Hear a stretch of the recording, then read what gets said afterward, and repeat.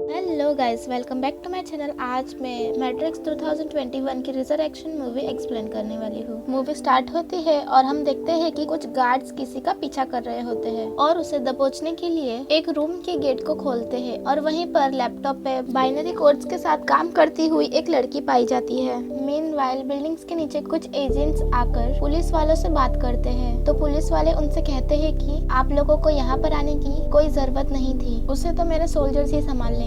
मगर वो एजेंट्स कहते हैं कि वो कॉम तुम्हारा तब करेंगे जब वो जिंदा होंगे, इस वक्त वो सारे के सारे मारे गए होंगे। और ये बात असल में सच भी होती है, क्योंकि इस वक्त वो लड़की ने सारे गार्ड्स को मार के रख दिया होता है। इसी दरमियान हम सीन के बीच में देखते हैं कि दो नए कैरेक्टर्स को देखते हैं जिनका नाम होता है सिड और बॉब। और इजी वर्ड में बताओ तो मैट्रिक्स वर्ल्ड एक वर्चुअल वर्ल्ड है जो कि रियल वर्ल्ड से बिल्कुल अलग है, क्योंकि यहाँ की गई सारी एक्टिविटी माइंड के अंदर चलती है। लेकिन मैट्रिक्स का एक माइनस पॉइंट ये है कि रूल्स को कोई ब्रेक कर पाए, यानी कि ग्रेविटी का रूल, सुपर स्ट्रेंथ और सुपर पावर का रूल, और इनमें कोई भी जीत हासिल कर ले और इससे भी ज्यादा अच्छे कारनामा दिखा सकता है, जो कि रियल वर्ल्ड में करना किसी की भी बस की बात नहीं है। और ऐसा ही कुछ हम इस कहानी में अब देख पाते हैं, जब उस लड़की के पीछे सारे गार्ड्स और एजेंट्स पड़े होते हैं और उन सारे रूल्स को ब्रेक करके उनसे अपनी जान बचाने की वो कोशिश कर रही होती है। इसी बीच वहाँ पर बग्स भी पहुँच जाती है और उस लड़की की मदद करने लगती है। उन्हीं एजेंट में से एक एजेंट का नाम होता है जिसका नाम होता है एजेंट वाइट, लेकिन कहानी में आगे उसका नाम होगा मॉर्फियस, तो हम इसे मॉर्फियस ही बोलेंगे। यहाँ बग्स अपनी जान बचाने के लिए छोटे से अपार्टमेंट में आकर छिप जाती है, लेकिन तभी वहाँ पर मॉर्फियस पहुँच जाती है और उसे मैट्रिक्स के वर्चुअल वर्ल्ड में एक डोर से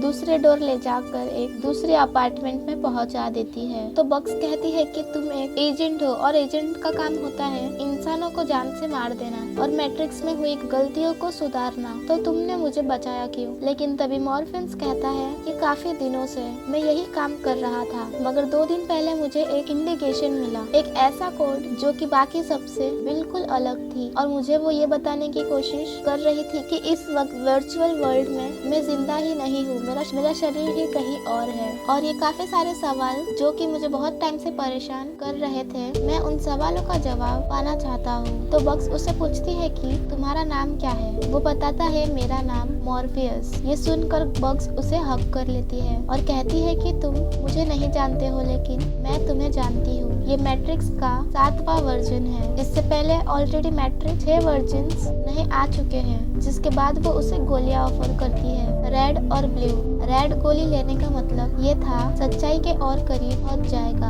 और जो सवाल उसके मन में काफी टाइम से थे उन सभी सवालों की तरफ वो एक कदम बढ़ जाएगा। और अगर वो ब्लू गोली चूज करता है तो वो अपनी इसी जिंदगी में ठहर कर रह जाएगा। लेकिन मॉर्फियस को अपने सभी सवालों के जवाब चाहिए थे, इसीलिए वो रेड पिल को चूज करता है। इस पिल को लेने के बाद उसका सर चकराने लगता है और वो बग्स के साथ में उस दरवाजे से बाहर निकलता है, और गलत दरवाजा खुल जाने की वजह से एजेंट्स उसके पीछे पड़ जाते हैं। मगर बग्स फिर भी अपनी पूरी ताकत की वजह से मॉर्फियस को वहाँ से लेकर भागती है और इसी बीच वर्चुअल वर्ल्ड में टेलीपोर्ट क्रिएट कर देता है, जिसकी मदद से ये दोनों ही वहाँ से भाग पाते हैं। जिसके बाद हमें दिखाया जाता है कि इस कहानी की लीड कैरेक्टर यानी कि नियो एंडरसन पर यहाँ पर मैट्रिक्स का एक 7वां पड़ाव स्टार्ट हो चुका था, और इसी वजह से यहाँ पर नियो का नाम थॉमस होता है, जिसे लोग कहते हैं थॉमस एंडरसन। इस वक्त ये एक गेमिंग कंपनी में प्रोग्रामर की जॉब कर रहा होता है। थॉमस को अपनी पुरानी जिंदगी के बारे में कुछ भी याद नहीं होता।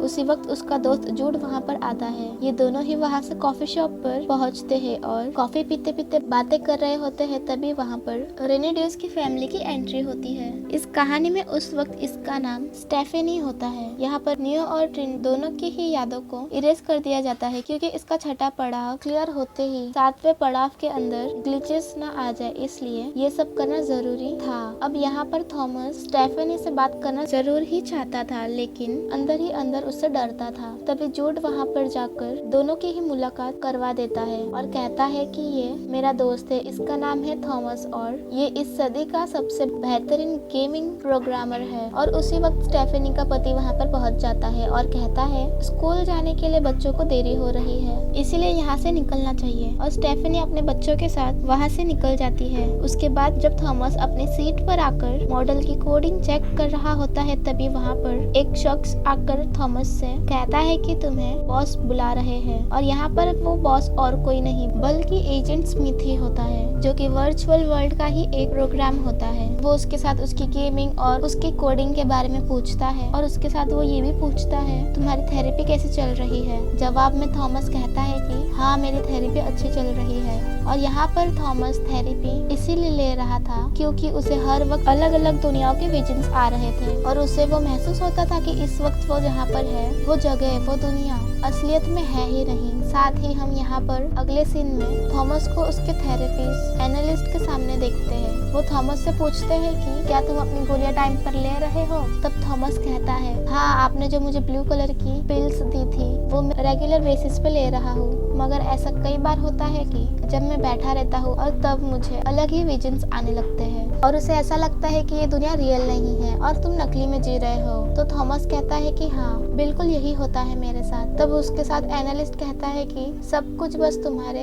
दिमाग के ऊपर है, तुम्हें बस जरूरत है तो अपने दिमाग पर फोकस करने की और सब कुछ ठीक हो जाएगा। जिसके बाद सीन शिफ्ट होता है अगले दिन पर। यहाँ पर सभी ऑफिस के एम्प्लॉयज की मीटिंग बिठाई जाती है जहाँ पर मैट्रिक्स 4 के गेम को एक अलग ही लेवल पे पहुँचाना चाहता है। हर कोई अपने आइडियाज दे रहे होते हैं। हर एक कोई कहता है कि पुराने वाले को रिबूट किया जाए, कोई कहता है इस बार ज्यादा एक्शन और धूम धड़ाका ज्यादा होगा, कोई कहता है कि इसकी स्टोरी को इतना टफ बनाया जाए कि लोगों के सर के ऊपर से चला जाए, क्योंकि जब कोई चीज लोगों के सर के ऊपर से जाती है तो लोग उसे पसंद करने लगते हैं। जब स्टेफनी कॉफी शॉप पर कॉफी के लिए आती है तभी पीछे से थॉमस आकर कहता है कि ये कॉफी मेरी तरफ से इस पर ऑफर है। और फिर ये दोनों ही आपस में बातें करते हैं। जैसे ही नियो अपनी बातों को बताना शुरू करता है कि मैंने एक गेम डिजाइन की है और उसके अंदर जो उसका लीड कैरेक्टर है वो कहीं ना कहीं मेरे जैसा दिखता है। तो जल्दी से स्टेफनी कहती है कि उसके अंदर एक लड़की भी है और वो काफी ज्यादा चालाक, तेज और स्मार्ट है और कहीं ना कहीं उसकी भी फेस उससे मिलती है। और फिर इसके बाद थॉमस कहता है कि हाँ तुमने बिल्कुल सही कहा, मगर ऐसा क्यों हो रहा है। हालांकि इन बातों से